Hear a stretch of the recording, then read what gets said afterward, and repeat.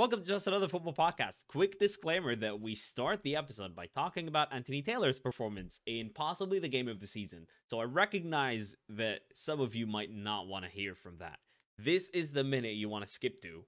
Skip to it now. I've time-stamped it in the description as well. It was a good debate. It's a good debate. It's sensible. Yeah, if you want to hear us talk about him, good. If you don't, here's the minute to skip it right there. Enjoy the episode.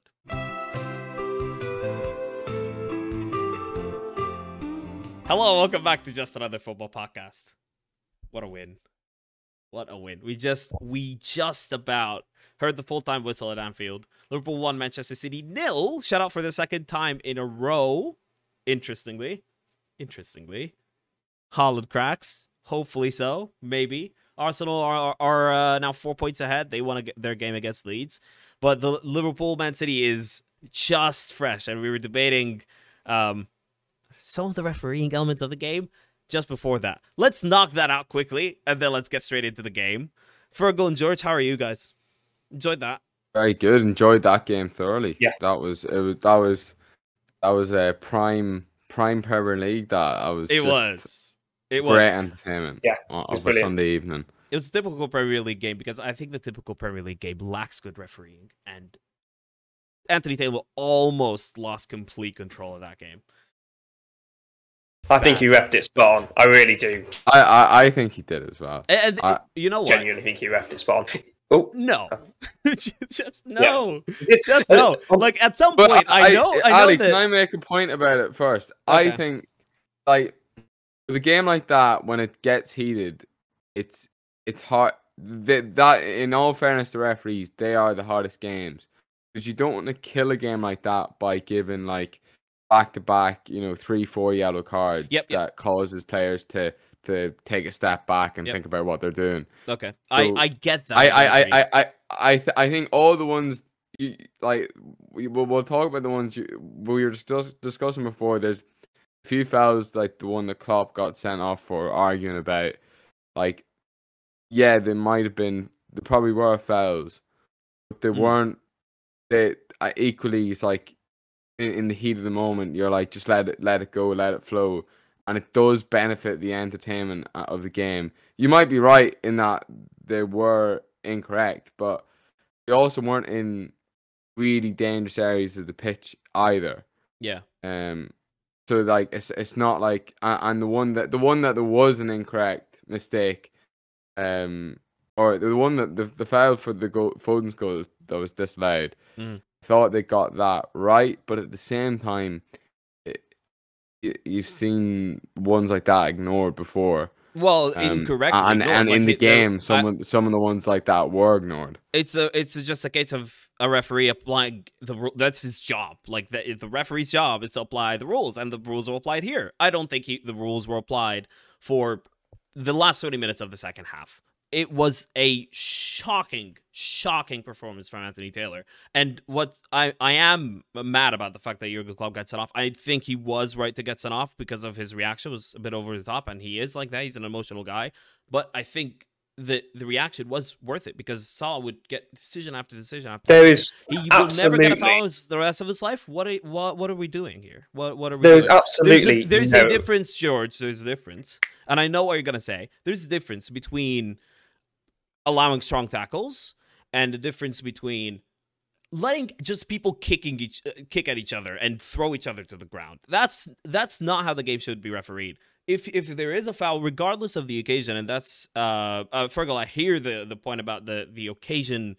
You want to let it flow. You want the entertainment element of it, and that's something psychologically. And I bet that the Premier League are telling referees to kind of let the game run in these big occasions because that's what draws more viewers.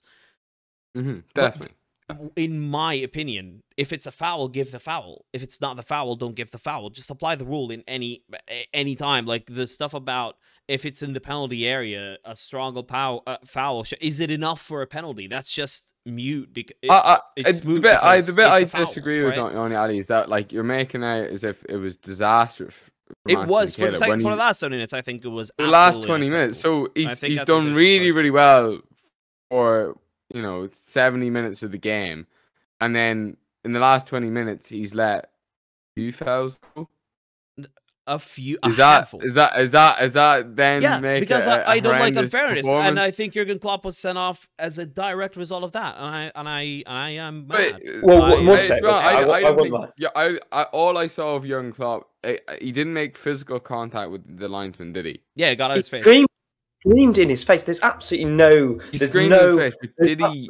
Did he went out of his. He went out. Did he have his hands up in an aggressive manner? One at a time. One at a time, boys. There's no defense. There's no defense for what Klopp did. He went out of his technical area to scream down at a referee. The reason why it was right under his nose and he didn't give the foul. But Ali, you can't defend that. You can't defend that. I'm not defending Jurgen Klopp's actions. I'm defending the reason for the action. If you see what I'm saying. No, but I think he is right. He's got to keep his cool. It is a red card. He's got to keep his cool there. On top of that, I think you're reading this completely wrong. I think Anthony Taylor was absolutely brilliant. And on top of that, keeping the intensity up actually helped Liverpool win that game. Without that intensity, if you'd given all of these fouls, that Liverpool crowd was pretty quiet before the VAR change. Okay. After that, after a few things went their way, they were shouting for every foul, for every whatever it may be, every header won in the box from Virgil van Dijk. Yeah, a good. For every team, but that's because the referee facilitated that. He genuinely allowed this game to become one of the best games of the season, in my opinion. And I think that matters more than a few fouls that are 50-50, in my opinion. I don't even think they were like... They're not stonewall. They were fouls. They weren't even yellow cards. Like, they were just fouls. Oh, the one that Jurgen Klopp gets off for was a yellow. What, pulling someone... Yeah, I pulled his shirt, wrestled it to the ground. Down? Yeah. No. Pulled it down. That's not a yellow card. Anyway, the main point I wanted to respond here from this take is that I couldn't care less if the referee allowed the intensity to flow, because my entire take on refereeing is that you need to apply the rules regardless of the situation or the circumstance, or who's the home team or who's the away team. Just apply. Just do your job. There are subjective fouls, though. There are objective fouls. No, there are. In the game, there are subjective fouls. Yeah, there are subjective which we've debated in terms of penalties. Yeah. But I remember Jota last year who got a penalty for diving into the keeper, and you said it was a foul. I said it wasn't. Yeah, that's true. That's true. There's and that happens throughout the game outside of the box as well. So you can't have the only thing I request or like to see from us is them be consistent within a game. Exactly. Where was that then? In fairness, I don't know if he was, because there you go. Well, in fairness, Anthony Taylor was, but like the foul, he let the foul go initially for Haaland. So maybe if he had a look, if he had a rewatch some of the fouls, he might have given them in hindsight. But in those moments, he's actually been consistent. Yeah. It's only when he looked back at them that he gave the Haaland one on I can't remember which Liverpool player it was, but for Foden's goal. Yeah, I've given Anthony Taylor an awful hard time in the past, so credits where credits due. I was like, a really enjoyable game, and you have to credit the referee for that. Absolutely. You can't credit the referee for an enjoyable game. The referee does his job and it forces. How many times do we say the ref has ruined this game? So if you've had a good game and he's let stuff go, and it's been good as a result, then I can't believe. Well done, Anthony Taylor. You've done well in this game. It was thoroughly enjoyable. Yeah, absolutely. And I think on top of that, I do think you're talking about fouls as if they're stonewall. I really don't think they are stonewall. And even if they are, again, it just keeps that intensity. They can go back, they can look at VAR if it directly changes something within the game like it did with Haaland. If not, let's play football. Let's play football. Well, that's my football. It's the all-cut get up rule. While playing with the rules. Right. So, and we've spent too much time on it. That's just all 10 minutes on referees there. Stop. Yeah. George, welcome back to the podcast. How have you been? It's good to be back. Yeah, I've only missed. I think it's only missed 2 or 3 episodes, but it seems longer because of that little hiatus we had. Yeah, as well. we had to skip a week, didn't we? So yeah. But no, I'm very well. All right, cool. The game then. I honestly missed the first half because I was at work.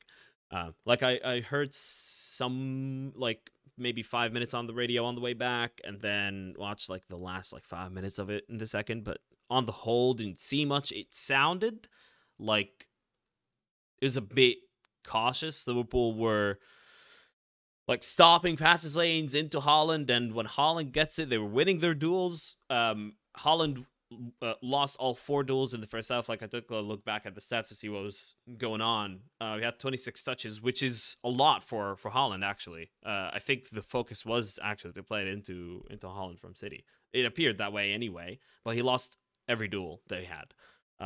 He had 2 shots. The header that was straight at Alisson was dangerous. But it seemed like Liverpool dealt with the threat pretty well, and the shape of Man City, the full average position of Man City seemed to be very deep actually. When you compare it to the rest of their games, what they have been doing all season. So good for us to have defensively from Liverpool. I thought the performance defensively, we deserved the clean sheet. Gomez was brilliant. Gomez was great. Van Dijk was great. There was one moment actually, and I think it will be underrated because it felt like a contested header that Gomez just won. But that last cross in added time that Haaland headed, and it hit Gomez's head. Yeah. And if it didn't hit his head, this was going in. Like Alisson will have had to make a really good save, I think. It appeared that way from like the power he put behind the header. But no, Gomez was fantastic. The 2 players that stood out for me in this game were Gomez and Phil Foden. Foden was and like I think it was down to his teammates that Foden, Man City didn't win this game because Foden, like some of the crossfield balls from Kevin De Bruyne to Foden like just effortlessly controlling it and then driving inside. I thought he's really, really good. I think it was one of his best games that I've seen of him because I don't really watch too much Man City games, or England games or anything like that. So to see him in this game, I thought he's really stepped up a level since the last time I sort of paid attention to him in a game. Yeah, absolutely. I think Foden was brilliant, and the back 2 in Liverpool, they deserve, and Alisson deserve that clean sheet. They were brilliant. Yeah, what I will say is it was very dominant from City, and I know that sounds ridiculous. They've lost 1-0, but you're not wrong. I do feel like Liverpool came into this game knowing that they couldn't lose. Yeah, and they absolutely, if they had lost.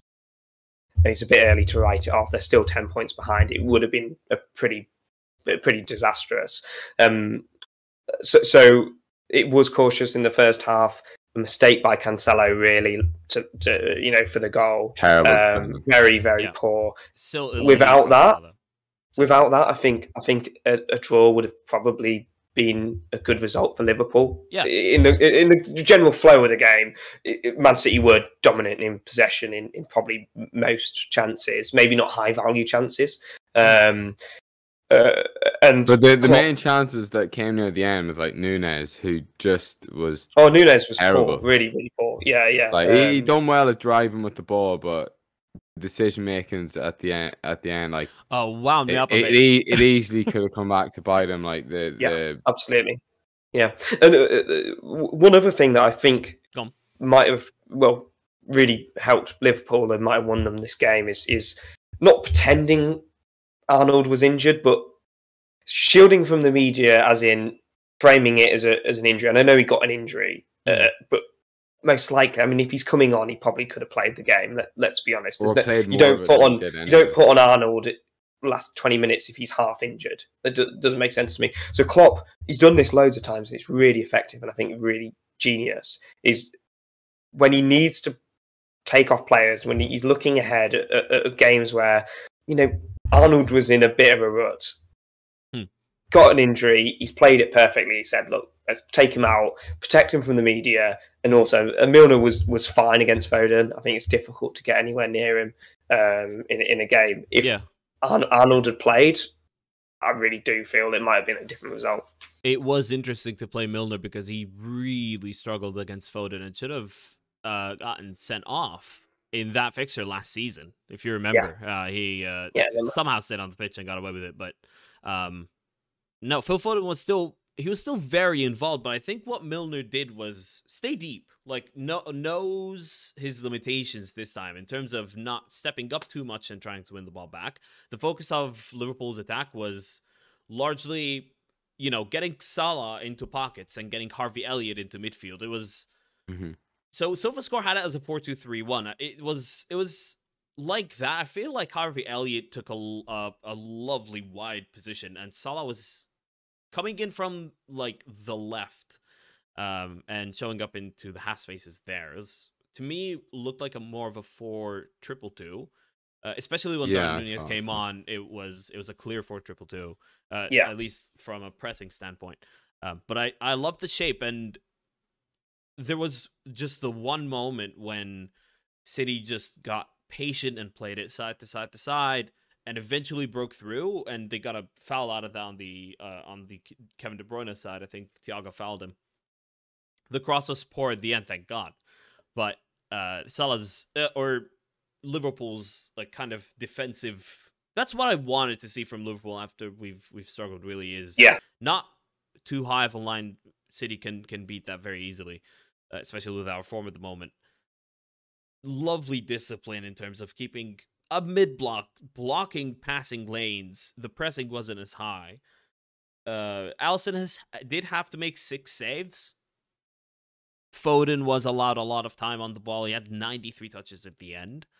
But again, the shots were mostly like Haaland had his 4th shot outside of the penalty area all season. That was one of its chances. I think the header he should have scored, to be honest. The one that Alisson got at the end of the first half. Just right at his clutch. But on the other hand, Salah should have scored from another one-on-one chance.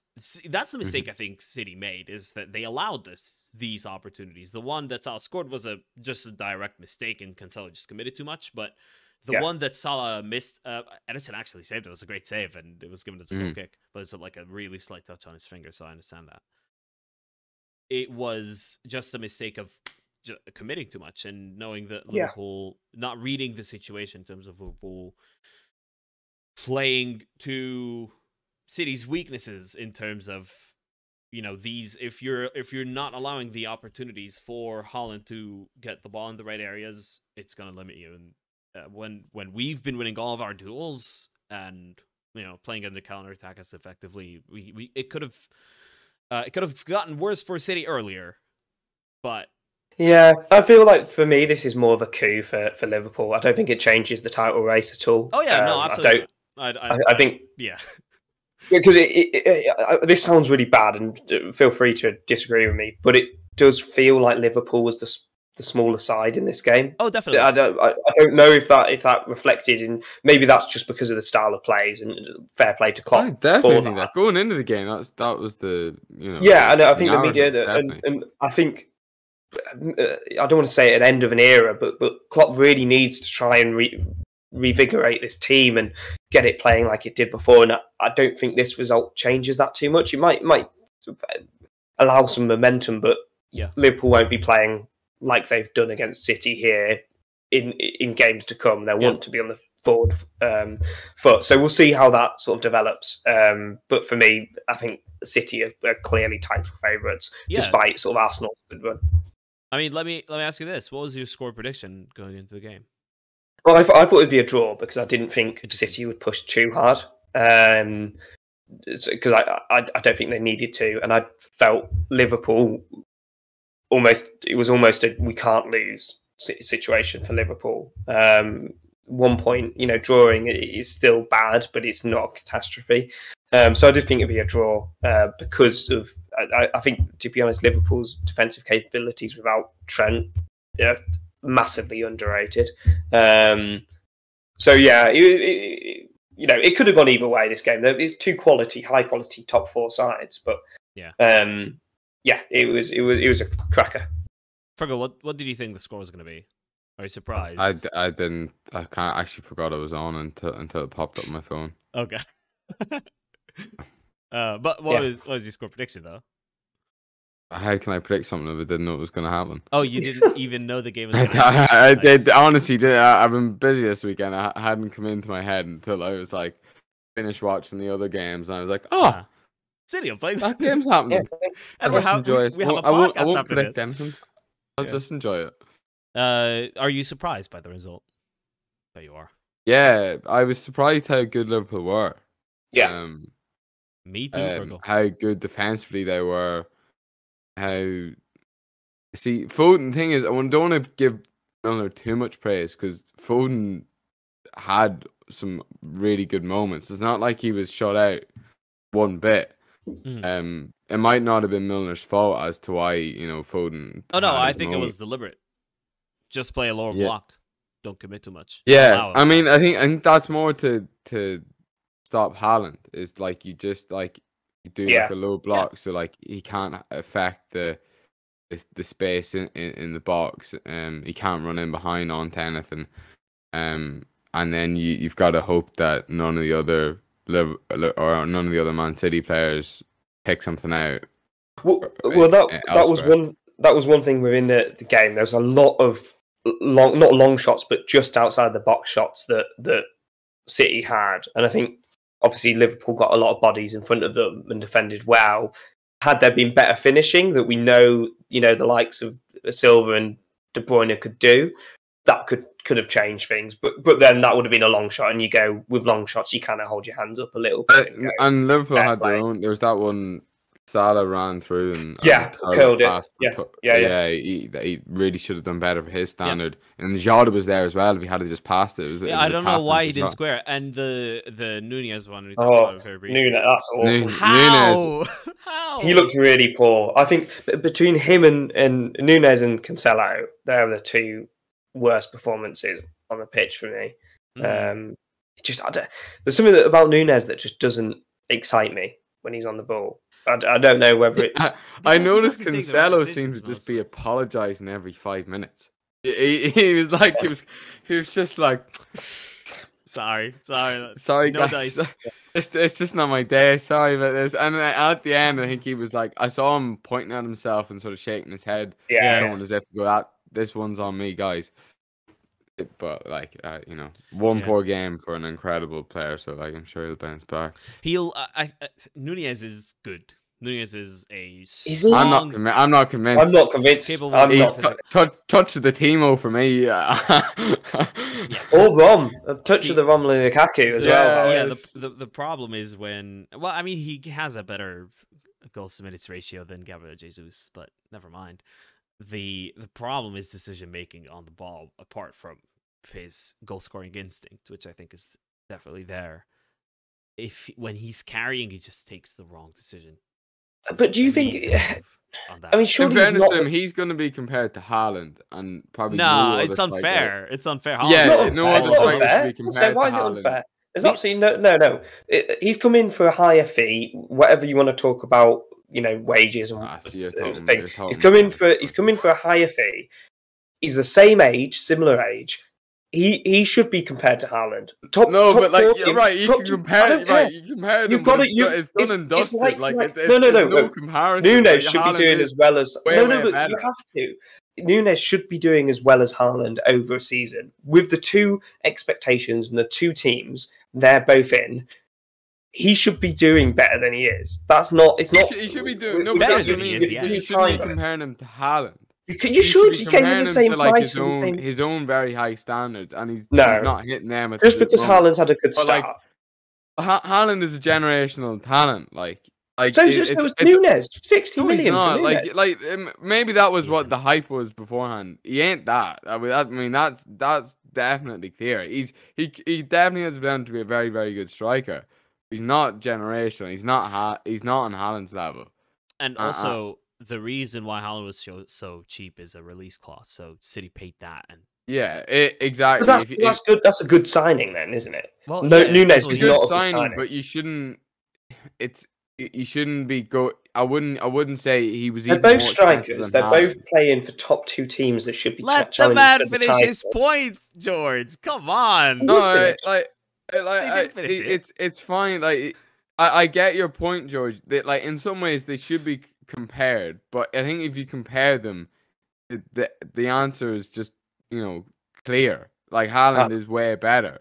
Then it's like but it's like comparing Messi or Ronaldo to like Harvey any Elliott. of these other players. Like it was like after a while with Messi and Ronaldo, it was like they started talking about who's the third best player in the world because they were like that good. Yeah, but Haaland's a bit like that. You're like, of course you compare him to all the other best strikers, but what's the point? It's obvious Haaland's just like gone. You all you're gonna see is his dust. He's that far ahead. Yeah.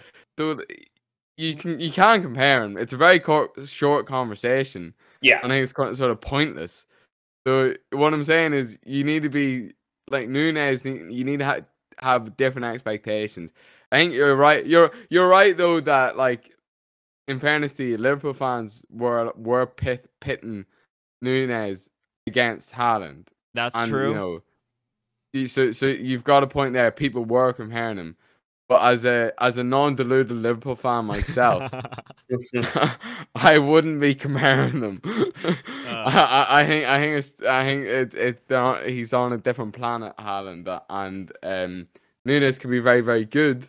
And maybe there'll be times when Núñez comes close to Haaland in his career, but yeah, it's not really that close. The fact that we've been able to shut first of all City out, but Haaland out is an achievement.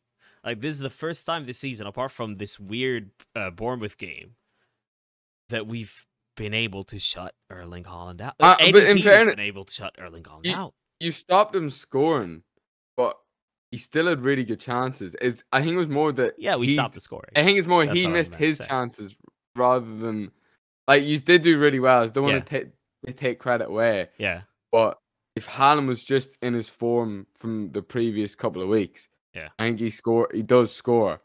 He was slightly off his unbelievable performance that he usually puts in, where like he gets one sniff of chance and he puts it in the back of the net. It was the save from Alisson to his right hand side, a really strong glove. Like I thought that was the moment where Haaland was going to score, and Alisson done really well, but I think he was just ever so slightly off today, Haaland. Yeah, he did win all 3 of his aerial duels, including one that he really should have scored. Yeah, like we did get away with one there.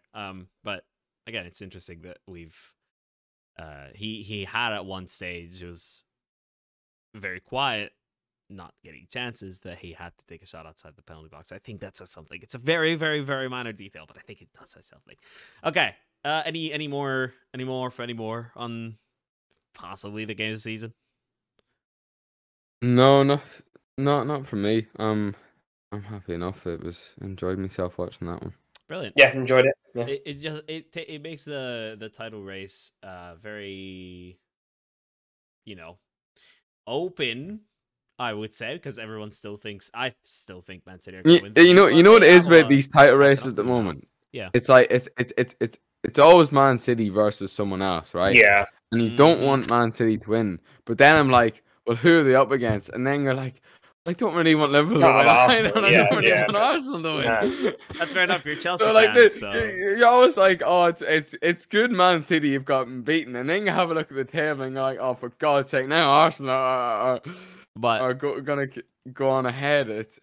I would definitely take Arsenal. It's not, unless it's Chelsea, it's not enjoyable. Well, the thing is, I think this opens up, and I don't want to always bring it back to Chelsea, but for me, I think we're second favorites for the league behind City. I know Arsenal are top, but it is Arsenal, and let's not overhype this squad.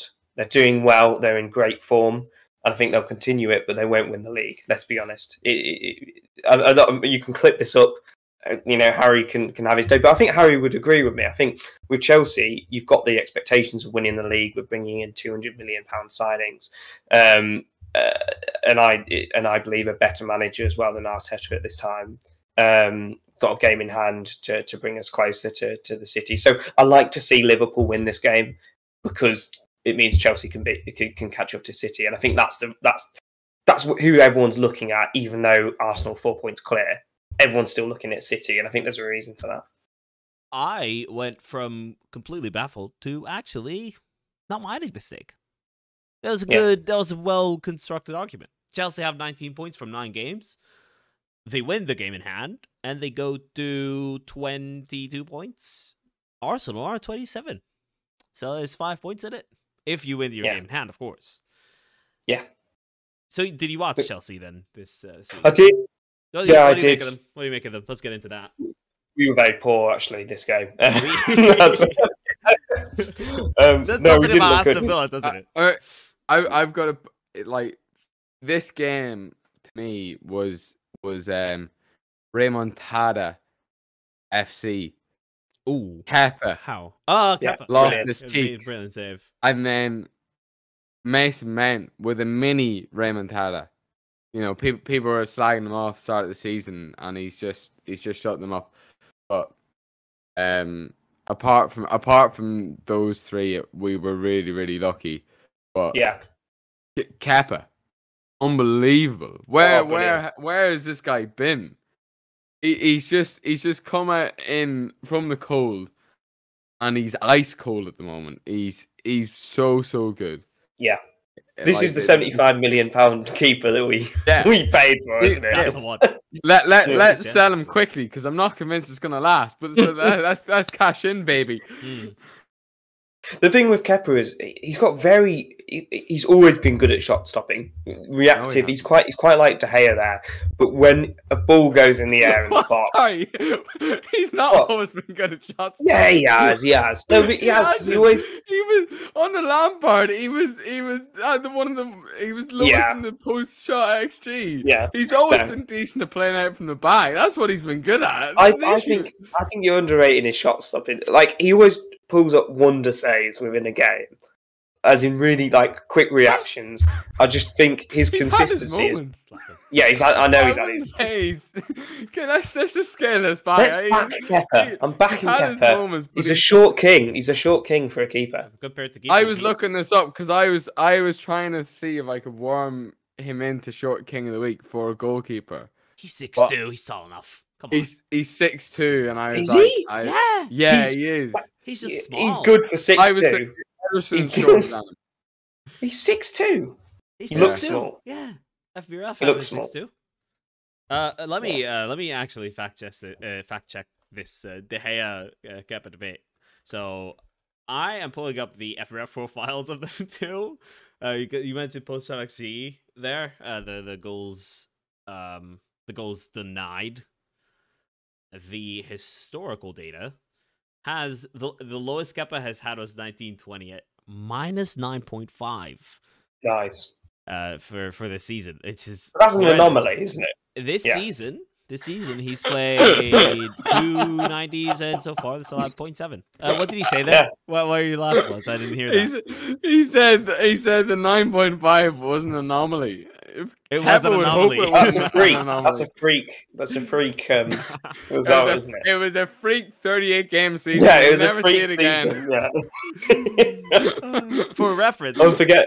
De Gea's worst ever performance is this season. Minus 2.5 so far. Minus 0.3. Minus 2.5 so far. He could reach the anomaly heights of Kepa very soon. Yeah, and do you see he's I think he's being given a new contract, boys. It's lovely news, just great news for all of them.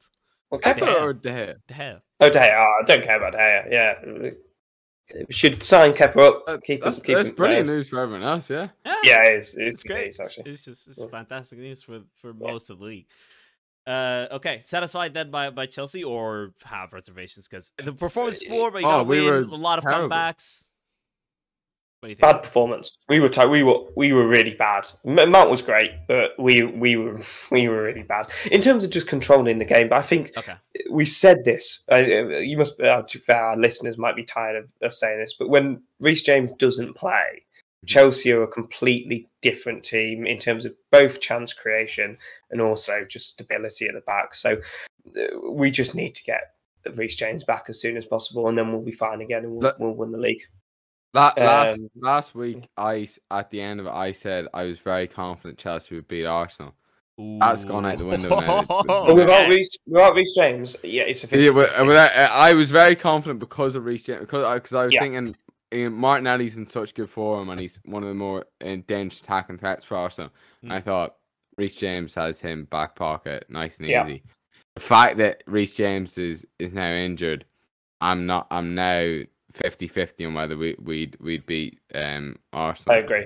I'm going to roll back on that completely. I probably should have caveated that at the time, but Reece James, we are a different team without Reece James. I have so many questions looking at the Foot Mob kind of match report from this game because I didn't watch it as a work, of course. So, okay, let's take this one by one because I have so many. Chalobah right back. Was that true? He was brilliant. He was really good. Well, right centre back. It was quite a fluid system. Sterling started right. It was 3 at the back initially. Okay, so which 3? So it was Cucurella, okay. Yeah, so you had Cucurella, Silva, Chalobah then. Yeah. Chalobah. Okay. And then it was Sterling. Right Sterling wing back, right midfielder kind of thing. Right midfielder, but the Mount sort of popped up there as well. It was quite the front. The front 3 and some of the midfielders were really fluid, like in where they were popping up. Okay.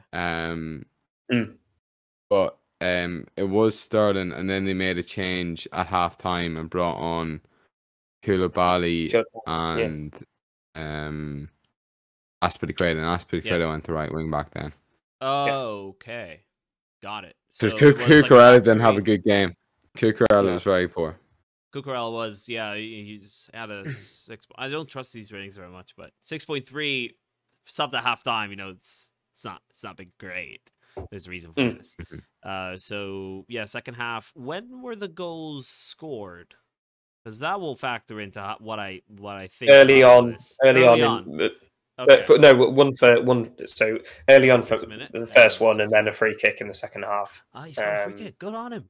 I've always waited for Mason Mount to score a direct free kick. His technique is good, just doesn't get it up the wall way too many times.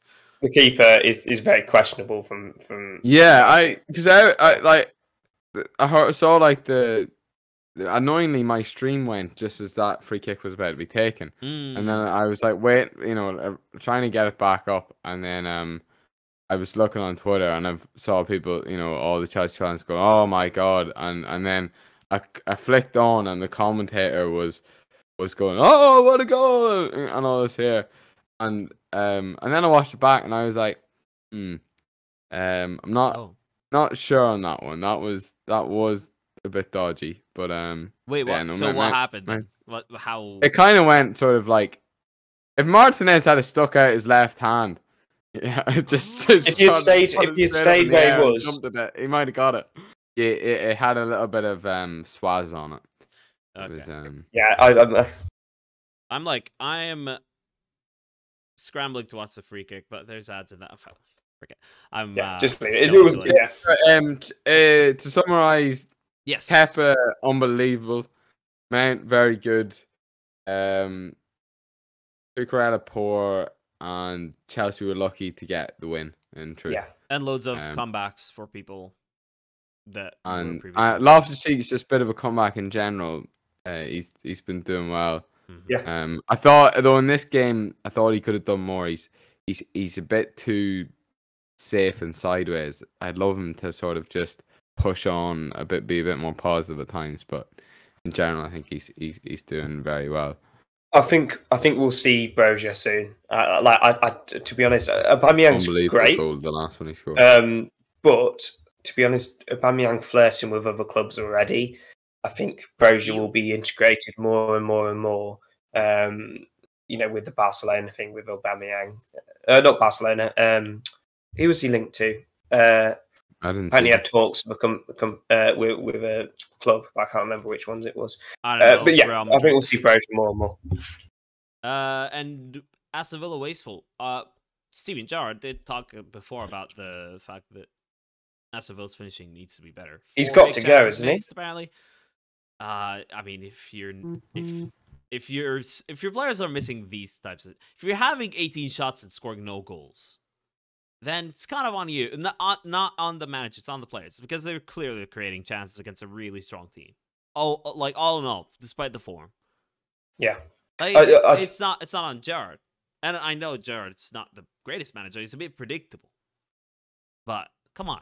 Like, but I think he's got a really bad relationship with the fans, and I think that is the key for most clubs. You can't have a bad relationship with your fans. It's just never a good. As you think back to sort of Steve Bruce in Newcastle, and obviously Bruce now at West Brom. Yep. You can't have that kind of relationship with your fans and last very long in a club. So I do think, especially when they sacked. I can't believe he's gone. His name's just I've just got Dean completely blank. Smith. Dean Smith. The position they were in, I believe they were 12th. I think maybe 14th. In there, in around. So to not have progressed since then, I think is pretty poor in terms of the money they spent as well. True. Right, let's go into a bit of our mini tour in Europe that we do on the weekly. Fascinating Bundesliga game week because there were the top 4 teams going against each other. Actually, Bayern Munich are playing right now against Freiburg. So that's, at the moment, second versus third, Bayern Munich being in second after taking the lead 2-0 at halftime against Freiburg. How's Choupo-Moting still getting a gig? Yeah. How is he still scoring? I don't know. I don't know. To be fair, when you're playing with Sané, Mane, Gnabry, Kimmich, Goretzka, you'd hope that you'd get it. He is starting. He's the lone striker.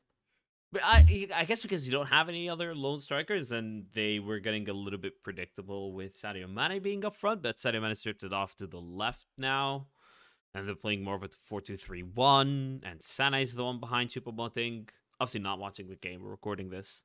But maybe that changed things a bit, having the pivot, that like target man, I guess, point of reference, however you want to call it, like Lewandowski was. Not comparing Choupo-Moting to Lewandowski, but as a role, as a kind of, I don't know, build, maybe that. They are both footballers. Yes, both footballers. Yeah.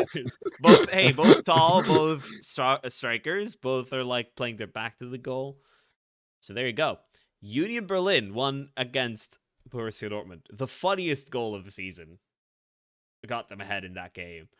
Let me pull up that game. Union Berlin won 2-0 at home, and they're now 4 points ahead, regardless of the result of the Bayern Munich game.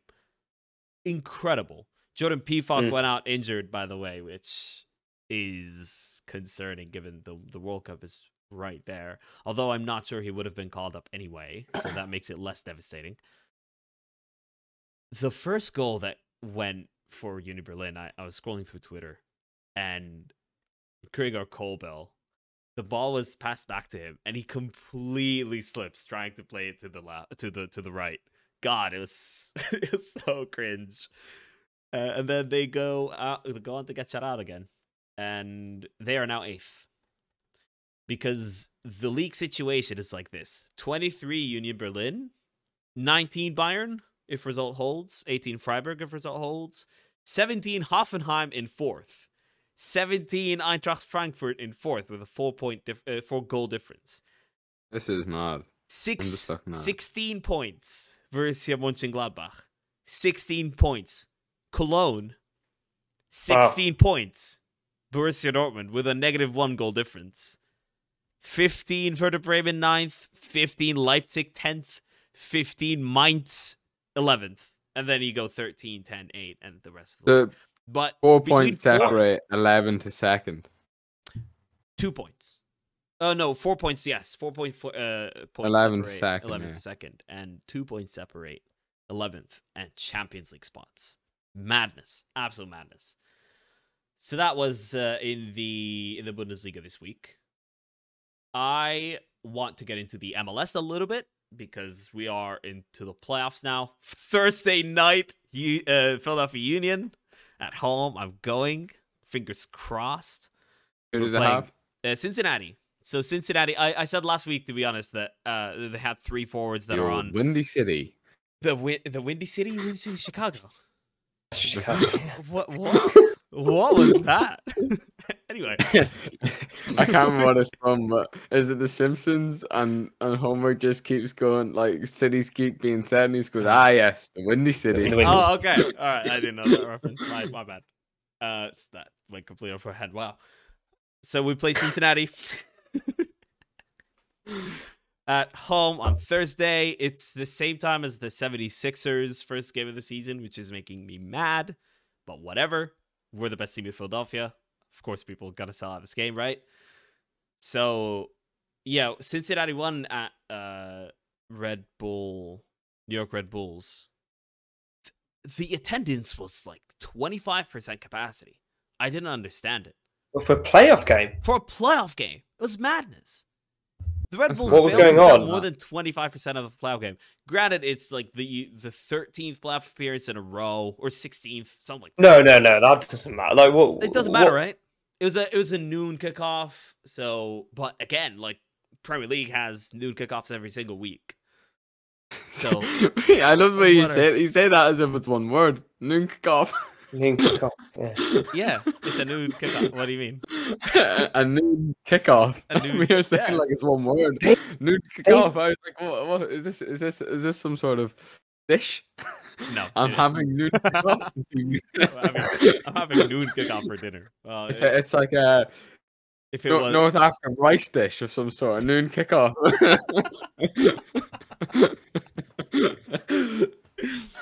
They're actually not. They've not sold out. Sorry, they've not sold out since 17-18 season. New York Red Bulls. That's madness. But the attendance for that game was so low, and yeah, Galaxy won their game. It was against Nashville, and they won that. So now there's an LA derby, which we for some reason call El Trafico. It's like the most cringe-worthy derby game name given ever. It's because they're bad for traffic, isn't it? What, isn't there some road in LA that's terrible for traffic? Yeah, it is. It is. But El Trafico, really? Like, come on. There's not much footballing heritage there to name it after anything else. I mean, LA Galaxy have the biggest football heritage of the entirety of the United States. They're the most successful team. One of the founders, I believe, too. So there is. In fairness, they did have Robbie Keane as well. There you go. There you go. LAFC. All they have is Will Ferrell. All they have is Will Ferrell. And Mark and Carlos Vela. I don't know. Gareth Bale, to be fair. Gareth Bale has had a pretty. Oh yeah. Pretty. How's he doing? I forgot about him. He's played like 300 minutes since he showed up. He keeps coming. What's off his the bench. handicap? I don't know. It's just not. What's his handicap? just being started on the bench all the time. I guess he hasn't been like fit into the system already because the front three is pretty fluid.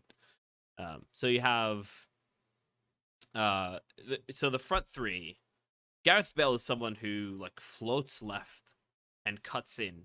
I don't think that's because it's pretty narrow, the front three for the Galaxy, and they all go through on goal often. It's just not Gareth Bale's game, I suppose. Yeah, he hasn't had a great time. I think he scored one goal. Just the one goal in his second appearance, and that's it. So he's no Robbie Keane. Robbie Keane absolutely tore it up. When it comes down to it, he's no Robbie Keane. So at the moment, it's looking like Philadelphia Union against Cincinnati in the Eastern Conference semifinal. LA Galaxy against LAFC in the other conference semifinal at the East. Austin play Salt Lake. Montreal play Orlando. That's going to decide the rest of the brackets for that round. And to see where it goes from there.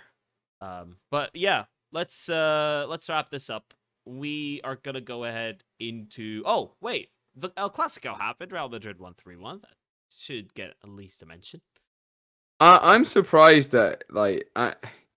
You know what? I know I can't say that. The centre backs I just don't get Eric Garcia. No, I just don't get it. Me neither. No. And as much as he's a short king for a centre back, I want to get behind this guy. And Kunde is great, but Eric Garcia, like he just doesn't. He just doesn't do it for me. I was surprised to see the two of them line up at the back. I was hoping they'd do the short kings proud. It was actually quite a short backline. It was because PK had a dreadful game against Inter and yeah, spent the game in full on the bench. Araujo got a pretty big injury, so there's your starting too. Christensen is out until later this month. There's a lot of injuries in the back for Barcelona, and it's showing. They conceded 3 for the second time in a row now. Garcia, I've never understood the transfer. Because he gets a game for Spain as well. Like he was still at Man City. He was still at Man City, and he got straight in for Spain. So strange, but yeah. We said that at the time. He was like he had 300 minutes all season and got into the squad. It's Madrid. I didn't see this game, but I've been sort of like keeping an eye on like Madrid's results, and Valverde, by all accounts, is just hitting new heights. Yeah. Yeah, he really has. Yeah. Rediscovered like, as a right winger. Luka Modric and Toni Kroos just don't seem to be getting any worse. It's amazing. They're just so good. Benzema back into the goal scoring charts, scoring today. So the difference is now 3 points. What a huge win for Real Madrid. 25 now, and Barcelona are on 22 points. And there's not going to be another contender for the title. Atletico Madrid are pretty mid, but they're third. So that tells you something about the rest of the league, in my opinion. Yeah. Short King of the Week, and I have my vote already ready, but do you have any? Tell me yours, because I'm struggling here. I'm thinking. Go on, George. Sorry, no, I thought that was. Sorry, no, you go, Ali. Harvey Elliott, because I think he had a really good game today, and he scored his first Champions League goal against Rangers. I think that's enough of a reason. That's fair. I was going to go Foden, but that's mainly because I don't have a short wing King of the Week that's really stood out to me. Let's see. Let me have a look. Fergal researching. I'm flicking through who scored, who done well. I don't know if Harvey Elliott's done enough for me. He did have a decent game. Yeah, we're gonna have to give it to him because I'm struggling otherwise. What over Phil Foden? In fairness, I thought Phil Foden had the better game. I thought, but he didn't get the result. And I think there'd be a moment this season when Phil Foden, like, we probably did we give it to him last week? We probably should have. Was it last week? Last week we gave it to the Bournemouth manager, Gary O'Neill. Right. Well, there'll be a moment that later this season when Phil Foden has, an undoubtedly man of the match. Yeah, absolutely. Yeah. Performance, and he'll definitely get it then. So maybe we'll wait till then. We could go for Roman Perot, who scored for Southampton today, but it doesn't really do it for me either. No. I don't like. What height is Valverde? Oh, he's tall. He's tall. Yeah, he's 6 foot something. Tall. Big. Yeah, no, right. Well, we'll give it to. I don't like Harvey Elliott. I don't know. It doesn't feel right at all. Is there a better pick? Oh. Wait, what? How tall is Mohamed Salah? I feel like Salah is like. He scored the fastest ever Champions League hat trick in midweek. I'd be more happy giving it to Salah. Yeah, if he's Salah. Short enough, then sure. He's 5'9". I don't know if that does it. No. Elliott. Yeah, he doesn't give too many short king vibes. Harvey's 5'7". I think it. I personally, as an Egyptian, as a Liverpool fan. What about Kepa? Can we accept Kepa? 6? We'll call him 6'2". 6'2" is small. 6'2" is small for a keeper. He's 6'2". No, Harvey. He might be small height wise, but he looks small. He looks small. Can we give it to you? Yeah. No. I'm happy for Elliott to win by default, but I'm not going to vote for him. Yeah. Ali's vote wins because me and George are not thinking. We don't have one. Yeah. I'm happy for that. Sure. We go to Darby, boys. Thank you for your non-votes. Appreciate it. And I think that wraps up Just on a Football podcast this week. We'll see at this point next week. At this time next week, the Union will have gone through or knocked out. So the entire mood of that point forwards until we record again. Oh, I got my suggestion, George. Let's go. Last second. George, you're definitely gonna go with me in this. Oh, no. Anthony Taylor. Yes. Yeah. How tall is he? Good night, everyone. He's 5'7". I can't. Ali tried to sabotage it, but we're giving it. It's 2 against 1. Anthony Taylor, short king of the week, for his magnificent refereeing performance. Well done, Anthony. Anthony Taylor. Height. Yeah, it depends how tall he is now. There's the VAR check being completed by Ali. Let me see this now. Oh, a fighter came up. I know. Oh, no. No. Anthony Taylor. Please. Oh, he's not even sure. He's 6'4". Yes! Yes! Harvey Elliott. I was thinking it came up 5'7". It's some fighter. Done. It was some fighter. I was like, jeez, he didn't look 5'7". He didn't look. Tattoos on his face. Yeah. I don't know. Right. Harvey Elliott stands. Harvey Elliott stands. I thought I'd absolutely got unbelievable in there. Episode over. See you next week, ladies and gentlemen.